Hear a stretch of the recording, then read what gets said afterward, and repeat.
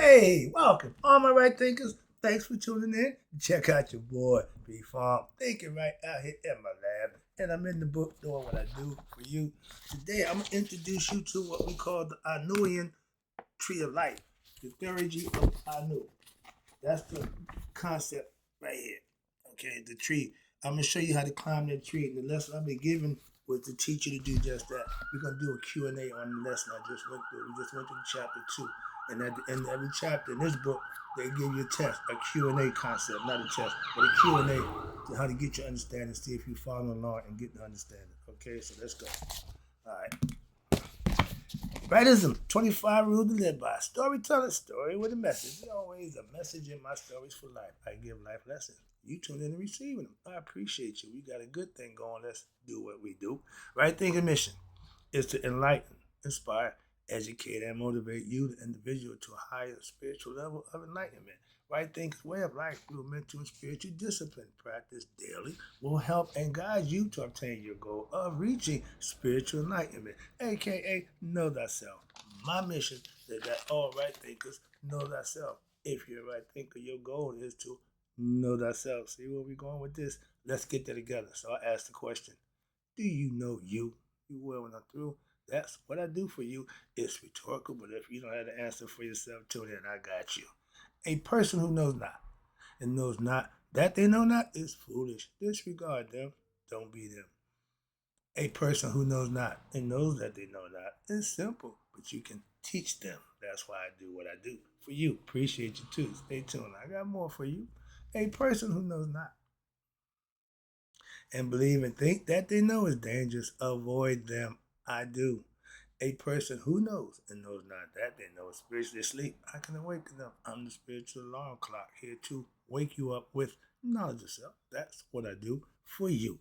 A person who knows and knows that they know is wise, follow them. All these persons reside in you. Right thinkers know that self and to my be true.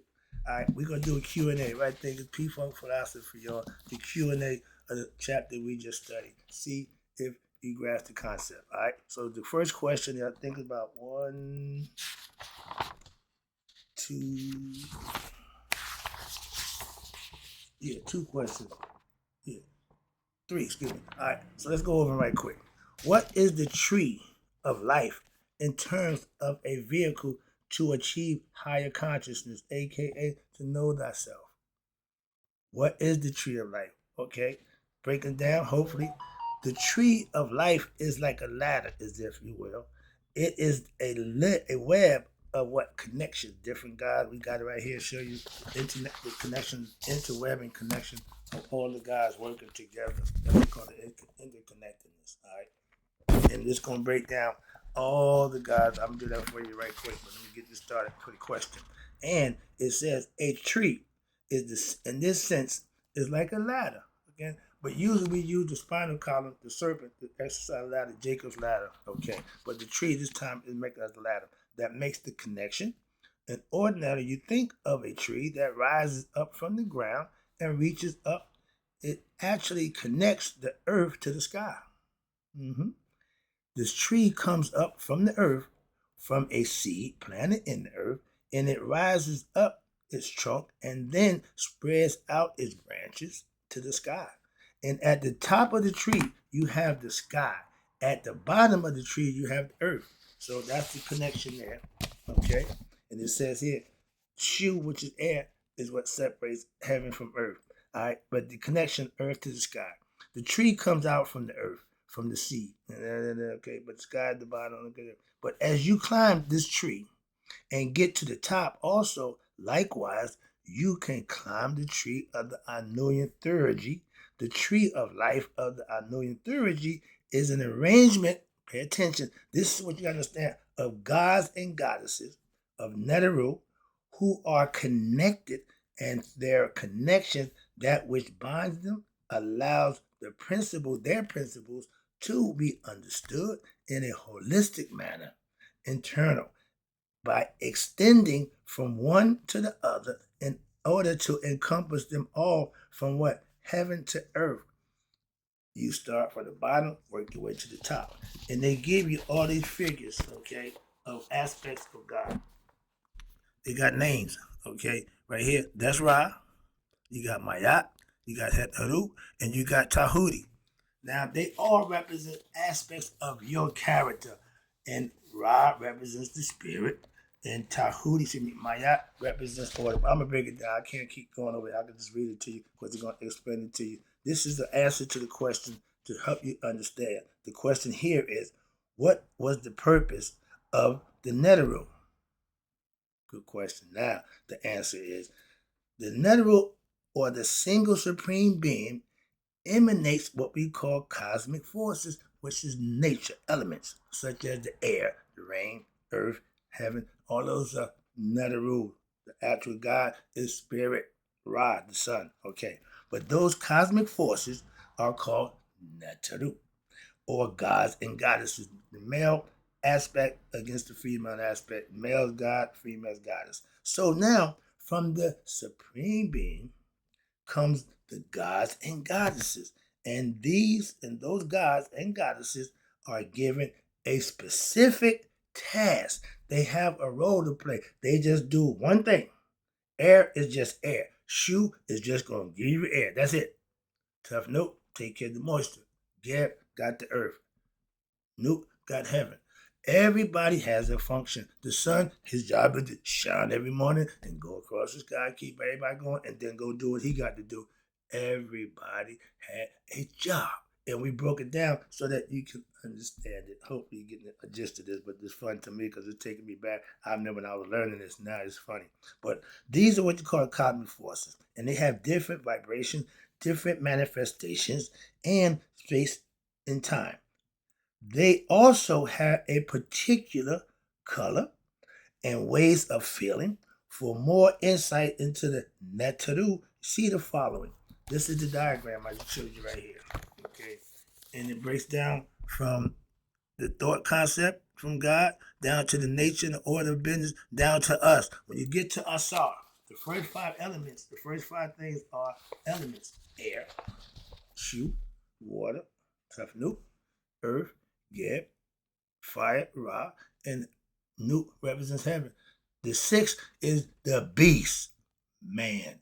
We are carbonated beings put together by six neutrons, six protons, electrons. We all know that I ain't chemist, so I ain't got time for that. But we all understand it, got the concept. All right. But not that we the mark of the beast called the devil and all that nonsense that y'all professing in the Bible. No, we ain't got nothing to do with that. It's way past that.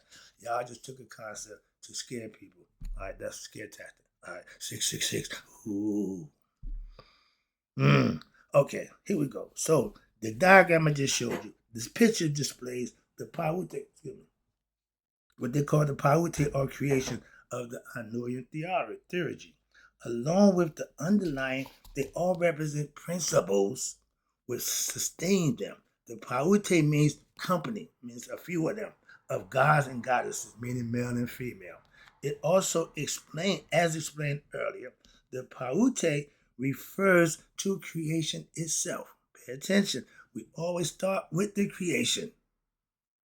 The deities of Pawute are 9 in number, plus Ra, the creator, and it includes Shu, again, air, Tafnut, moisture, Geb, earth, Nut, heaven, Asar, man, ding, ding, ding, ding, ding, that's us, okay? And Aset, his wife, sister, Set, his brother, represents ego. Netet represents mortality, the twin to Aset, and Haru.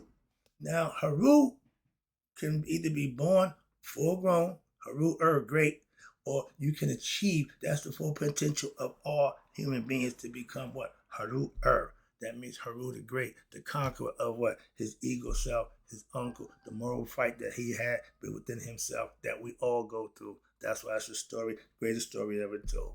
Okay, it's a story of life. All right, let's go. But it tells you here, all the 9 gods. And then you got, I showed you Maya Tate, Het Haru, and Tahuti are not part of the Pawute itself. Why? Because they are subtler principles which support existence itself. Watch this. What you mean? Mayat represents order. Okay, no. Stick with the plan.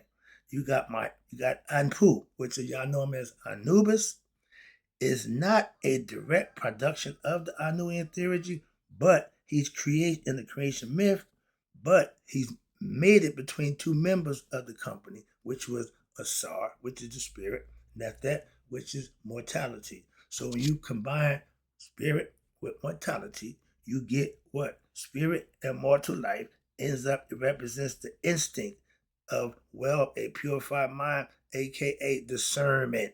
So he is a new principle that emanated from creation itself that represents the basic human mind at the level of instinctual behavior. Your discernment should be sharp, but not intellect or intuition. No, he's separate. He expresses what he call the canine cosmic force, which represents instinct. He instinctively know right from wrong.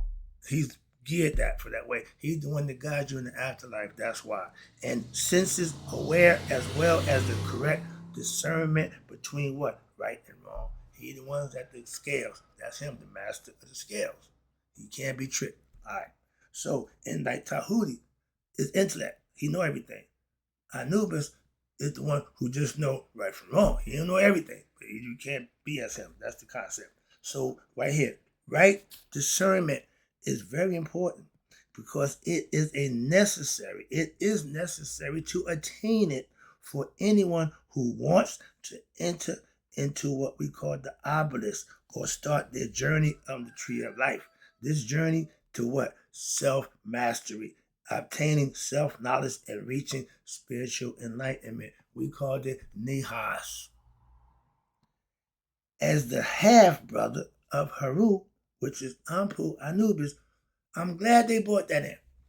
The firstborn should be titled to the throne, right? Haru wasn't the firstborn from Asar. His first son was Anubis. I watched the cartoon Speed Racer where he got all the glamour, but who kept Speed Racer covered? Who had his six all the time? His big brother. So that's what I did, big brother. I got my brother back. Am I my brother's keeper? Yep. I had a big brother. He watched over me. I got a little brother. I watch over him. If you do something to my little brother, I'm going to have to do something to you. Prove that fact again. That's just a fact of life. That's the pecking order, so to speak. And yeah, I followed that. But the story goes, even the big brother, which is Anubis, he ran the afterlife. He was the one who takes you through the afterlife. But when Asar came down, his father, he turned it over to him and put him on the throne. And he's not his best worker. On the good side, the other side, we got Haru, the good son. Prodigal son. Yeah, he's the heir to the throne, but not according to the evil uncle, which is set the ego. He wants to run things. So that would they fight that, the conflict with that. But this is again life stories. They're trying to teach you through storytelling and myth telling to get you to understand. You got to be Haru, and the things you're gonna go through, you understand. Okay? Y'all want to be Christ? Let him stretch you out long and wide. Okay? Be prepared to lose your life. Okay? Why? Because there's an afterlife. This is temporary anyway. This ain't forever. You can take this. I can give a damn about this. This is the next one I want to worry about. And that's where I'm going. So his half-brother to Haru is an aspect of him also, Ampu, or Anubis. And he's also an aspect of Wipwat, which is a preparatory step needed before engaging in the study of the first main principle of the tree that allows your vertical movement going up, Haru. In order to be successful and complete your life journey, everyone, Dr. Clark, no exceptions, have to evolve spiritually and mentally. So the characters of the myth that we tell you about of creation, they're there for a reason. Their various forms of interaction with each other are in reality a real just an elaborate mystical code. The Jews got it. They understand. Okay. The Romans did it wrong, but they had the concept of it. But we are the originators of that concept. And it relates to the areas of all what? Human consciousness. This thing right here. Which we need to be developed in order for us to grow spiritually. The first thing that we notice when the divinities of our ancient Egyptian creation and they all based on these teachings of Anu, meaning the first place, are placed in the hierarchical fashion for a reason, and it's all based on their order of creation. Watch this. Number one, let there be what? Ra. Okay, he holds court. And their mystic significance is that they are arranged in accordance with their cosmological density, meaning their subtletive density. And Ra is the heaviest. So he's the psychic relevance. And density here refers to their what? Their primeval waters. Whoa, whoa, whoa, whoa. To their order again of stability. There we go. So now after Ra, as the elements composing creation, you went from Ra to fire, the first principle which emerges out of the primeval waters. Let there be light. He is the subtlest, singular principle of creation. Before him was nothing going on. Abyss, the noon, whatever you want to call it. Okay, so now the focus of oneness as the individual, divine conscious in time, and the conscious is spelled the CONSCIENC. That means the heart conscious. That means this thing here. In time and space, real time. The concept of the ocean itself transcends time and space. It was here before anything else. So it transcends time and space and is beyond existence and non-existence. It exists without existence. It's there without being there. That's the concept. All right. But Ra is the first principle to emerge out of the what we call undifferentiated essence. The noon, nothing, bunch of potential, but nothing really going on until Ra stepped up. And his emergence signifies what? The beginning of existence, or what we call the Big Bang. Okay? So right here, you see him again? I'm going to lay him out for you one more time. This is the family right here. The Theban theology family. You got Ra. You got Shu, which is air. You got Tefnut, moisture. You got Geb, represents earth. He the one with the goose on his head. He's the great cackler. And you got Nut. She represents the starry decked heaven. That's her with the one swallowed. And she's in the west. Her mouth is in the west. Her vagina is in the east. She swallows Ra when he go in at night in the west and gives birth to him every morning if he survived his bout with Apophis. And who we got right here underneath there? Now, number 6, my dude, Asar. Okay, he's the spirit made matter. That's the first man. His wife, sister, Aset. His brother, the ego, Set. The other sister, twin to Aset, is Neptat. And depending on who tells you the story, you got 4 children. Nut had 5 children. The 5th child is Hadu Earl. He came out full blown.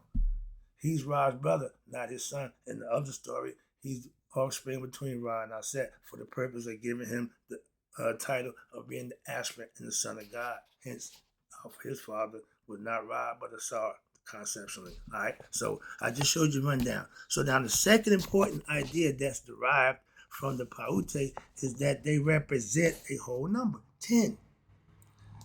And thus they convey the idea of special symmetry, synchronicity, as well as the amount of numbers necessary to bring what? Into creation, into existence, and also to produce the seemingly endless multiplicity of forms in time and space, physical creation, human beings. We have the power to what? Procreate. As long as man and women get together, have sex, encounter, and give birth, life will go on. If we subscribe to the LGBTQ nonsense where women can be with women and men can be with men, life will cease to continue. That makes no sense. Just my personal concept. Get out of there. Leave it alone. Let them be. But the highest level, which we know to be Ra, is what you call juxtaposed to the lowest level on the Paute scale, which is Haru. They're directly connected. Okay? And it says here, so at one end, we see the perfect singularity of the Supreme Self, which is Ra. And at the other end, we see the other perfect combination of the spirit and matter, human beings, us in the flesh, in the form of Haru. See where that go? I love that concept. So while the figure above may be understood as a reference to what we call higher and the lower idea. And in reality, the figure is not to be understood as a teaching of something that is above or better and something that is below or lesser. No, it is the teaching which expresses the essence of creation, containing subtle as well as grosser objects, which all emanate from the same one source. The ancient Egyptians' teachings state that that which is above is the same as that which is below. We are microcosm of the microcosm of the universe. It is the above and the below teachings. As it to be applied, it should be understood clearly as referring to the idea that everything in creation is a reflection of the spiritual essence which transcends physicality. So therefore, that reflection of the spiritual essence, pay attention, which transcends physicality, therefore, that which produces good and evil. They say, well, why God made the devil? He didn't. You do. You created in the terms that the human beings will conceptualize it as is not God, but the perception and the actions of the human beings. Again, you can be godly or you can be devilish. That's free will. And we keep giving God and devil credit. It's on you. You can either be God or the devil. See, that's what is understood that you need to know. So God does not choose or have good or evil. I'm let you be known that. Stop with that. Human beings create that distinction through their actions and their ignorance and their feelings and desires, as well as their relative outcomes of the evolutions of them as they relate to any particular human being who doing the evolution. When you're living right and doing right, I'm at that point in my life. That's what I can tell you about what it is. When I was doing wrong, I know now that it was wrong. When I was doing it, I thought it was all good. But I paid for the price. I paid the price for doing those things. And now that I'm getting rewarded for doing the right thing, I advocate doing the right thing to young people. Why? Don't waste your life away nonsense. Have fun, enjoy it by doing the right thing and get the benefits. And these what? These are related to a particular human being for the evolution. So the physical universe is just an emanation from the spiritual essence, and as such is sustained by it, the higher self. Okay? The very matter which constitutes creation is in reality spirit in a condensed form, just as when you fall asleep, I can tell you, we in God's dream. When you fall asleep, your dream world is condensed out of your own consciousness. Whatever you got up here is what you can deal with. What you don't have, you can't project, you can't foresee, you can't imagine in your dream, but which is partially composed of what we know to be subtle matter, the individual identity, aka one's ego, and the person's desires that's generated.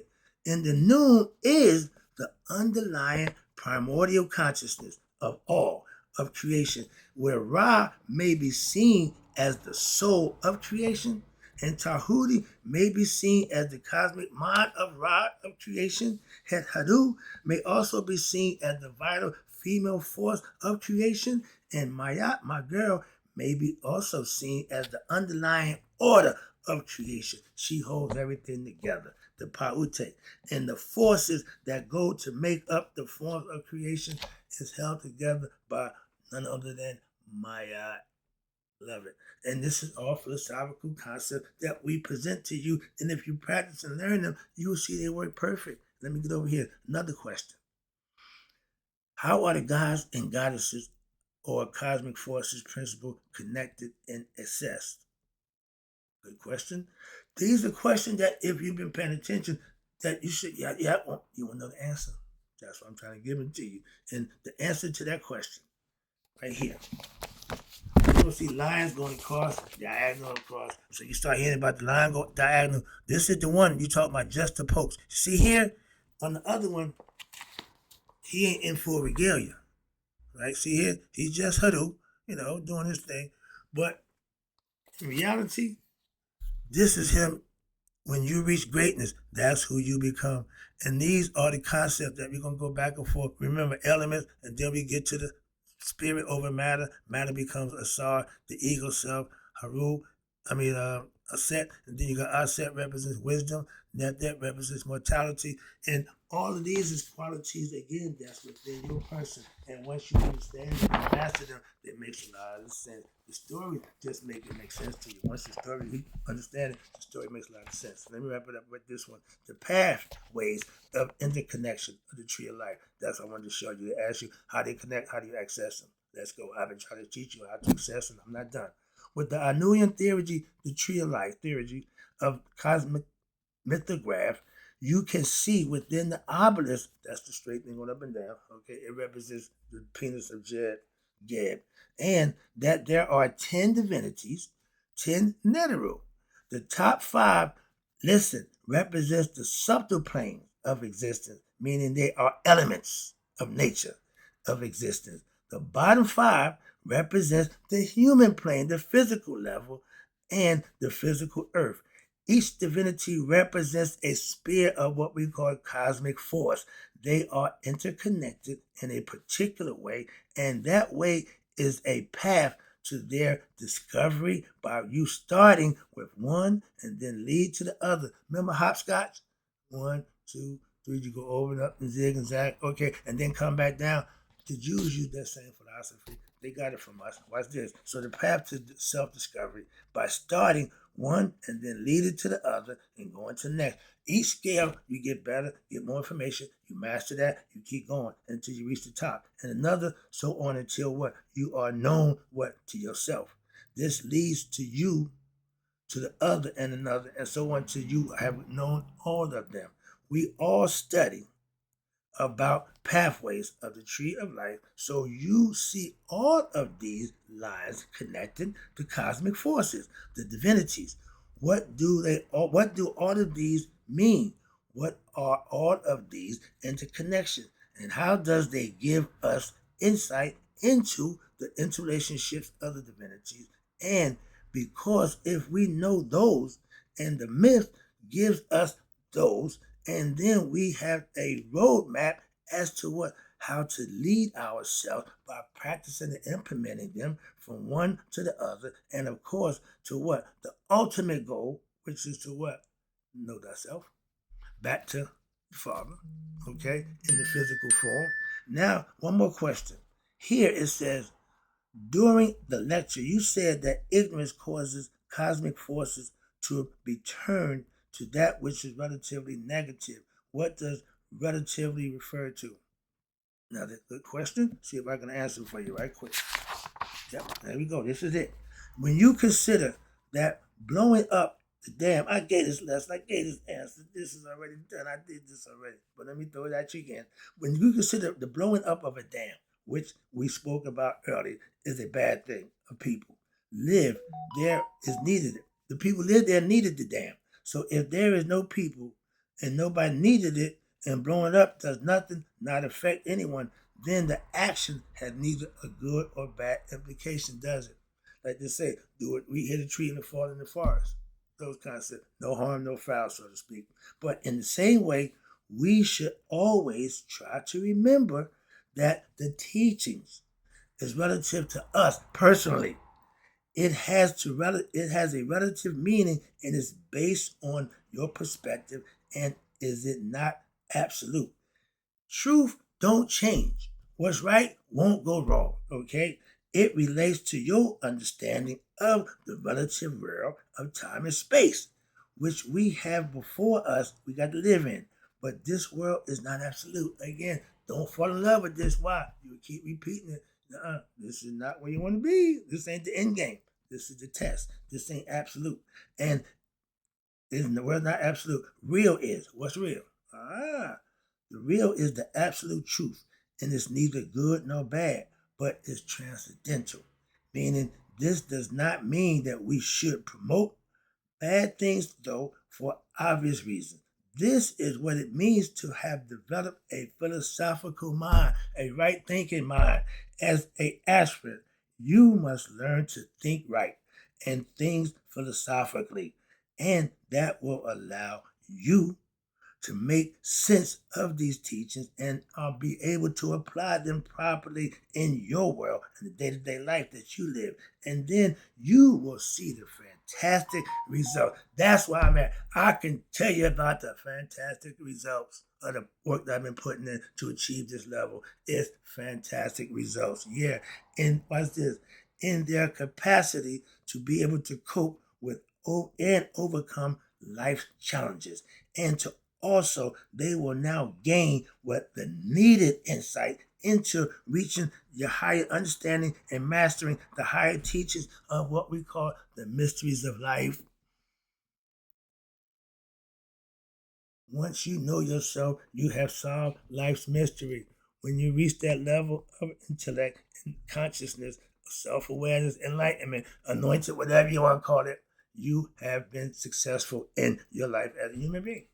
Everything else is on its own. But that's what you're going to need at the judgment day, because your heart will now be light as my feather and you're good to go. Hope you got the lesson. Hope I answered the question for you. We're going to hit chapter 3, and that's going to be how to understand what we call the cosmic mythograph of the tree of life and the philosophy of theology of the tree of life. This is good stuff, man. I'm going home. I'll be right back. Right thinkers and closers. May you all there to be 100.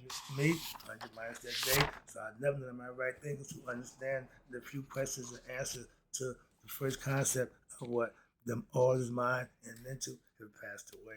I'll be right back.